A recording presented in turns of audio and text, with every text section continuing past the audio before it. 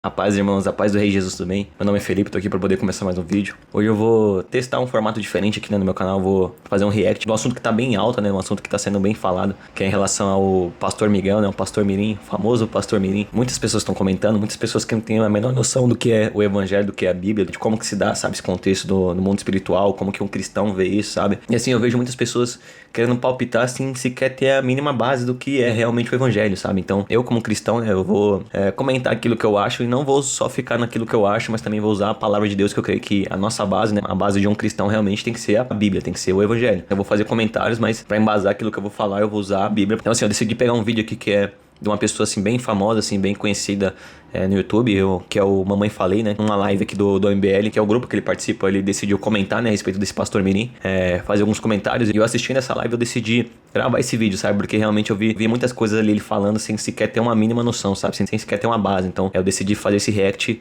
pra poder meio que exemplificar, né? Porque muitas pessoas estão indo nessa mesma linha dele, de querer comentar, querer, sabe, falar, até evocando uma própria autoridade, como se tivesse um certo conhecimento, mas só pelas falas dele você já vê que realmente não tem. Então vou começar aqui com o react. Espero que fique legal nesse formato, que venha agregar pro canal, né? Então assim, vamos dar sequência aqui no vídeo. Vamos ver mais um do pastorzinho, vamos lá. Força do diabo que tinha sobre a tua vida. Ó. Olha lá. Quem abrir a boca pra agora, recebe agora. Vai falar em Vou te línguas. colocar no lugar de honra. Deus, a revelação. Até agora nada demais, né? Ele tá só assistindo e fazendo alguns comentários. Vou te tirar de um lugar e vou te colocar no lugar de honra. Eu preciso de 2 obreiros aqui com ele, porque foi feito um trabalho de magia negra, foi feito um trabalho de macumbaria, acabar com a sua vida. Mas sabe o que Deus tá falando pra mim aqui? Que aquele demônio que tava na porta da tua casa, ele tá saindo de lá e ele vai perder a guerra. Segura ele. A força do... Que assim, cara, deixa eu te falar uma coisa. 90% dessas pessoas que estão aí nunca leram a Bíblia e eles, infelizmente, não têm nem a menor capacidade, né, pra... Os caras... Tá falando que sem ter a mínima noção, porque ele comentou que 90% das pessoas ali não conhecem a Bíblia. Com base em que, tipo, ele consegue afirmar isso? Ele teve lá, ele conversou com essas pessoas. Existe algum tipo de consenso, sabe? Nesse sentido que aponte os crentes com essa falta de sabedoria em relação à palavra. Assim, tipo, o que eu vejo aqui realmente é mais um preconceito da parte dele e uma tendência de ir nessa linha de, sabe, querer criticar o público evangélico nem sequer ter algum tipo de dado, algum tipo de embasamento. O que eu tava falando? Essas pessoas nunca leram a Bíblia, né? Infelizmente. A Bíblia não...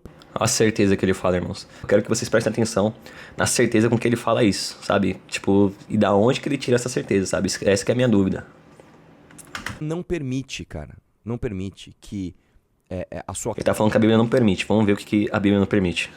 crença admita que alguém fez uma macumba pra você e um demônio vai na tua porta e aí você precisa de um pastor mirim que você vai dar dinheiro pra ele tirar esse demônio. Aqui ele chegou em algumas conclusões, tipo, com base não sei no que novamente. Ele tá falando que a Bíblia não permite que o demônio possa atacar o crente, possa realmente ter algum tipo de interação negativa com o crente. Mas a gente sabe, né, por conhecer a Bíblia, que realmente acontece essas coisas, que na verdade a nossa luta, o próprio apóstolo Paulo falou, não é contra a carne nem contra o sangue, realmente é contra os principados e potestades. Então ele tá indo totalmente na contramão daquilo que diz a Bíblia, né, por meio de Paulo. Então não sei de onde que ele tira isso, eu queria ver de onde que ele vai chegar nele, mas realmente o que eu vejo até aqui é uma fala assim com muita certeza, como se conhecesse, como se fosse uma pessoa que conhecesse a Bíblia, mas ele não, sabe, não consegue embasar com nenhum tipo de passagem, nenhum tipo de versículo, somente com aquilo que ele tira do coração dele, que ele acha que é verdade, né, sem ter o conhecimento de fato. Bíblia não permite isso. Se você ler a Bíblia, ou se você ler sobre a Bíblia, porque realmente o texto bíblico não é um texto fácil de ler. Você pega ele para ler ali, não é uma leitura fluida, tá? É uma leitura difícil. E é longuíssimo, né? Muito longo, muito extenso. Você, às vezes, não precisa nem ler a Bíblia diretamente, mas você pode ler livros que te preparam para ler a Bíblia. Em nenhum... Ele falou que não precisa ler a Bíblia diretamente para poder entender, né, os textos. Tipo, aqui você já tira já que realmente ele não conhece a Bíblia, que ele nem sequer leu. A gente pode deduzir isso. Eu não vou fazer igual ele faz, nessa afirmação sem ter certeza. Mas por essa fala dele, a gente pode meio que supor que ele nem sequer chegou a ler a Bíblia. Pelo menos não, sabe, na sua totalidade. Porque ele tá afirmando aqui que não necessita de você ler a Bíblia. Você pode ler livros que falam sobre a Bíblia. É muito complicado, irmãos, isso que ele tá falando. Como que é possível existir uma outra via, a não ser realmente conhecer, se dar o trabalho de, sabe, de ler, de procurar entender, se aprofundar ali, pra não, sabe, correr correr o risco de falar besteira, ainda mais ele como um comunicador, ele afirmar isso, que é possível você compreender a Bíblia sem sequer ter tido um contato, é meio complicado, né? Porque corre no erro que ele tá correndo agora, que é de falar besteira, que é de falar que não acontece de demônios afrontarem pessoas, de demônios atacarem pessoas, sendo que isso de fato acontece, como o próprio Paulo foi atacado e menciona sobre isso a respeito dos livros que ele escreveu. A gente já vê que ele apresenta uma grande falha nesse sentido e meio que é caricato, né? É já esperado de quem não tem um contato, de quem não vive o sobrenatural, esse tipo de, sabe, de pré-julgamento, que os crentes, eu acho que é o tipo de classe, assim, digamos assim, que mais sofre perseguição nesse sentido, sabe? De ser julgado por pessoas que nem sequer conhecem aquilo que de fato diz a palavra. Em nenhum momento você tem isso. Uma previsão de que, olha, alguém vai fazer uma cumba pra você, vai um demônio na tua porta e aí, eventualmente, você vai precisar contratar um pastor mirim que vai falar em línguas para que... Isso é uma interpretação muito deturpada, cara, desse negócio. E eu vou te dizer uma coisa, muitas pessoas têm um pouco de medo, principalmente figuras públicas que não são ligadas à esquerda, né? Porque a esquerda gosta muito de bater em evangélico. Né? Então você pega, por exemplo, o Gregório do Vivier. De fato, a esquerda bate demais nos evangélicos, porque realmente, de um ponto de vista cristão, falando aqui agora, a esquerda pertence àquilo que realmente é a figura do mal, sabe? E vai ter muitas pessoas que vão discordar, que não sei o que já é fundamentalismo exagerado, mas eu, como um cristão que vive o sobrenatural, que já viu, sabe, o sobrenatural e sabe que é real, a gente sabe que a esquerda é muito mais ligada com as pautas que vão na contramão daquilo que diz a Bíblia, sabe? Por exemplo, na questão do aborto, que a esquerda é totalmente a favor e incentiva as mulheres a abortar, a questão do feminismo também, tipo, e muitas outras pautas que vão de encontro com aquilo que, do ponto de vista cristão, tem ligação com o mal. Então, é de se esperar, tipo, desse lado deles o escárnio, o ataque. Então, nada de novo nesse sentido, sabe? Esses caras aí, eles adoram bater em crente, porque pra eles faz parte da turma em que eles estão tirar sarro de crentes. O fato é o seguinte, cara. Quem não é ligado à esquerda tem um pouco de receio de falar de crente. Por quê? Porque o público evangélico só cresce. A bancada evangélica é gigante, as igrejas pentecostais, neopentecostais, tudo crescem demais. E as pessoas confundem, cara. E eu vou te dizer uma coisa. Eu conheço pessoas crentes e sérias. Eu conheço pastores sérios. Eu, na minha vida política, não na minha vida privada, na minha vida política, eu tive a oportunidade de conhecer bons pastores. Né? O próprio pastor Douglas, da Zona Leste, foi um cara que eu conheci. Ele disputou a eleição junto comigo. É um pastor sério, velho. Tá lá pregando na igreja dele e tem uma galera que faz um trabalho sério. Agora, isso daqui, cara, isso aqui é um absurdo. Só deixando um ponto claro aqui. Não que não haja, sabe, pessoas que usam do evangelho pra poder enganar. Tipo, eu posso citar alguns nomes aqui famosos, tipo Aldomiro Santiago, Edir Macedo, esses caras grandes, sabe, que estão na mídia, que realmente usam o evangelho pra poder enganar as massas, sabe, pra poder ter o benefício próprio. Nesse sentido, o público evangélico, entre aspas, né, que tem noção disso e sabe que isso é errado, dá essa margem pra poder ser falado mal, de forma negativa. Mas o meu problema é realmente quando as pessoas começam a generalizar, sabe, começam a colocar tudo numa mesma caixa. Então, o meu grande problema é com isso. Você tem que saber separar, você tem que encontrar, sabe, aquilo que realmente é bom. Esperar isso de pessoas que realmente têm um impulso mal, sabe, segundo a minha visão, é esperar que saia leite de pedra. E eu digo mais, quem é pastor sério, quem é evangélico de verdade, deveria repudiar esse tipo de bosta, cara. Da mesma forma. Aqui ele tá falando que quem é pastor, tipo, ele tá querendo dar o norte pra aquilo que é um pastor, né? Como se ele conhecesse a Bíblia de forma a ponto de poder dar uma instrução, né? Se perguntar pra ele, tipo, coisas básicas, eu tenho certeza que ele não vai saber. Então, nisso aqui eu vejo muita prepotência, muita arrogância vindo dele, sabe? Especialmente eu acompanho ele, sabe, há muito tempo, já vi alguns sinais nele, assim, de arrogância, de prepotência, até na forma como ele lida com as pessoas ali da equipe dele, meio que, sabe, mandando de uma forma, assim, meio que exagerada, bem tosca, sabe?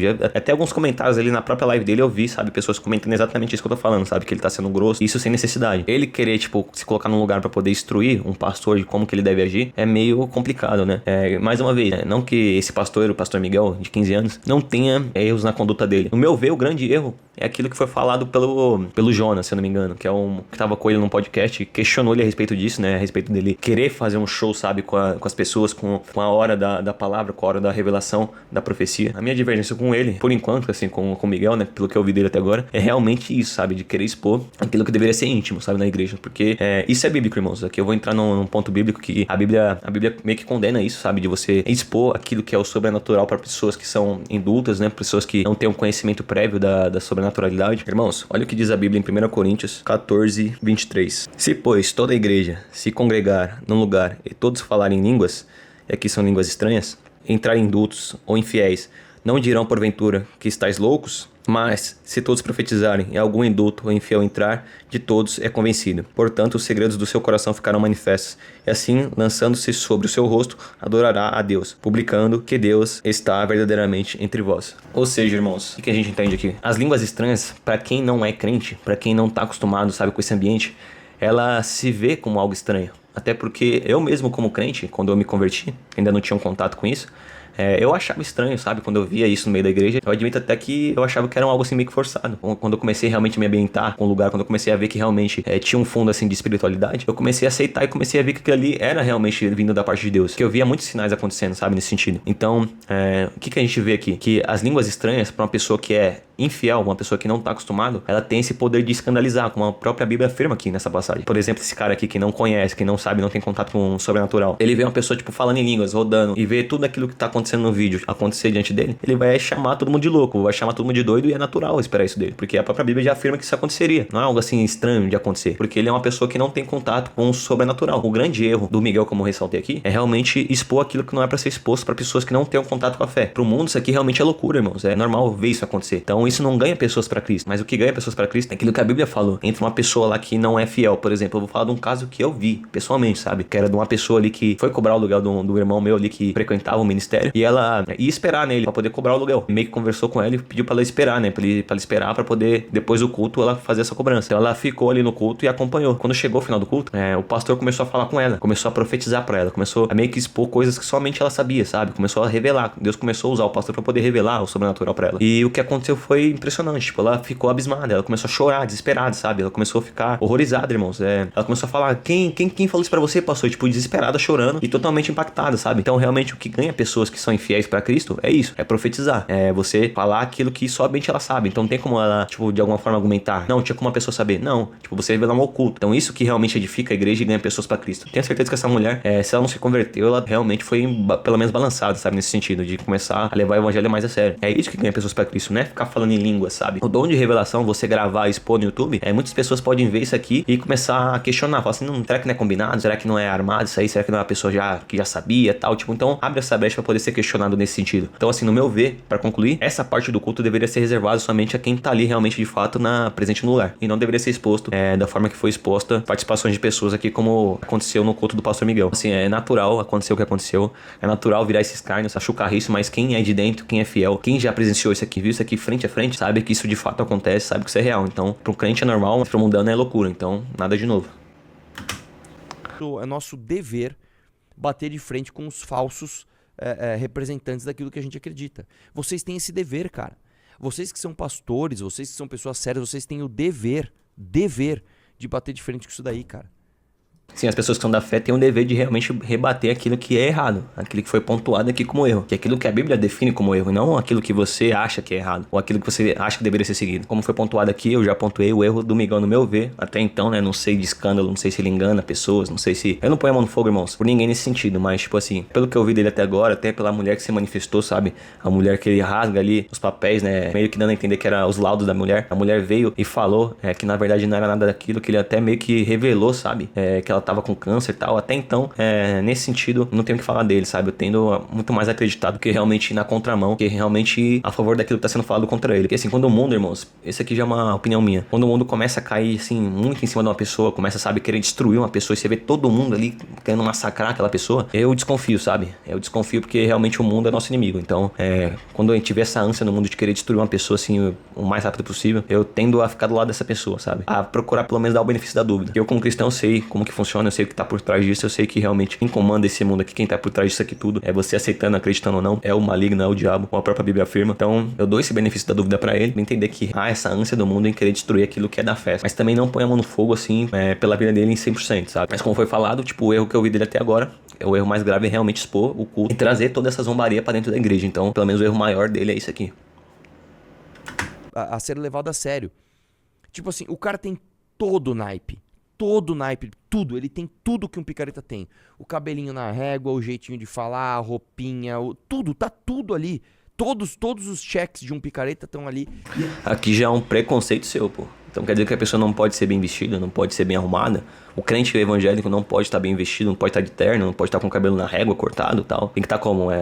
Esculhambado, zoado. É um preconceito dele, né? Muito mais visível aqui, né? Nesse ponto. Engraçado que ele é uma pessoa que todo mundo conhece, né? Pelos áudios. Uma pessoa que, a mulher ali, numa situação de guerra, uma situação muito difícil, sabe? Muito complicada. Era fácil porque era pobre, sabe? Uma pessoa que falou isso, sabe? Que tem essa índole, esse coração. Ele não pediu perdão a respeito disso, irmãos. Eu já vi vários vídeos dele. Ele meio que justifica isso, ele meio que zomba, brinca, sabe? Em relação a isso. Dando a entender que é algo normal, que todo homem fala isso aqui. Eu vim do mundo, eu andava com pessoas assim que eram traficantes, que roubavam. Alguns já foram presos, outros eram traficantes. E eu nunca vi, tipo, nenhum deles chegar ao ponto de falar algo desse, sabe? De falar que a menina era fácil porque era pobre, ou porque tava na necessidade, sabe? Falava muitas coisas, falava besteira de mulher e tal. Mas nada nesse nível, sabe? De querer falar ali da fragilidade de uma pessoa. Então, assim, um cara desse querendo falar do público evangélico, ainda querendo ensinar como que o evangélico deve se portar e como que ele deve reagir diante de uma situação como essa, sabe? Então, assim, irmãos, eu vou encerrar o vídeo aqui. Eu creio que já ficou bem claro, sabe? Aquilo que eu queria expor aqui. Deu pra mim comentar aquilo que eu queria comentar, sabe? Eu não queria deixar isso passar. Eu tava sentindo de Deus de poder entrar nesse assunto, de poder deixar o meu ponto, a minha visão como um cristão, né? Que realmente vê o sobrenatural, que sabe que isso é real. Basicamente é isso. Quem é do mundo vai ver dessa forma, é inevitável que isso aconteça. Então o erro é expor aquilo que não deveria ser exposto. Isso deveria ficar em oculto. A palavra em si, irmãos, a pregação, tem que ser exposto, pode ser pregado, porque a palavra de fato edifica quem está à distância, mas línguas estranhas, sabe, a profecia, aquilo que é no final do culto, deveria ficar reservado somente à igreja. Isso só diz respeito à pessoa ali, porque muitas vezes se Deus realmente usar o pastor para poder falar com a pessoa vai, tipo, entrar no estado de êxtase, vai ter uma reação muito espontânea e enérgica, sabe? Eu já vi isso acontecer, e não é legal que isso seja gravado. Então, essa parte do culto deveria ficar reservada somente aos membros, não deveria ser exposta. Nós como cristãos, a gente tem que evitar, sabe, pôr a palavra dessa forma. O erro do Miguel é esse. Ele ainda é novo, né? Tem 15 anos ainda, então é natural que ele cometa erros. Na verdade, o mais errado é quem permite que isso aconteça, sabe? Aí sim eu posso entrar em outra questão, que é a questão dele querer hype, mas já seria um julgamento meu, né? A gente vê que também tem pregações inteiras dele, sabe? Não é somente aqueles trechos, mas o que viraliza não é a pregação, nem a palavra de exortação, mas sim aquilo que não deveria ser exposto, sabe? Então, o erro do Miguel é esse, no meu ver. Do mundo não se espera nada, né? Não tem o que se esperar do mundo. É esperar isso, a zombaria, a chucarrice. Mas a gente tem que entender que de fato isso acontece, de fato isso é real. Isso de modo algum anula o fato de existir pessoas que são usadas por Deus nesse sentido para poder revelar o oculto, revelar o sobrenatural. E aquilo que é um cristão de fato, genuíno, jamais vai se abalar com qualquer tipo de coisa que venha nesse sentido contra, sabe? Porque não tem como você tirar de nós aquilo que a gente já viu, sabe? Não tem como você tirar a minha experiência. Então, assim, é basicamente isso. O próprio Jesus afirma, é impossível que não haja escândalo no meio da igreja. Mas é daquele porque vem o escândalo, né? Então, a gente tem que tomar cuidado com isso, pra poder evitar e pra poder realmente alcançar mais e mais almas e ganhar almas pra Deus e não afastar. Então, no meu ver, é isso que eu tinha pra falar. Espero que tenha gostado do vídeo, espero que tenha ficado claro as minhas falas aqui, irmãos. Eu conheço esse rapaz, eu já acompanho ele há muito tempo, então eu posso falar com propriedade daquilo que ele já falou. Então, mais uma vez, é uma pessoa que tem uma índole, assim, meio duvidosa e quer ensinar pessoas evangélicas a como se comportar, né? Como se portar. Então, quem for minimamente crítico jamais vai levar isso aqui a sério que ele falou. Então, é basicamente isso. Fiquem com Deus, fiquem na paz. E que a paz do nosso Senhor Jesus Cristo esteja na vida de cada um, assim como se encontra na minha. Fiquem com Deus.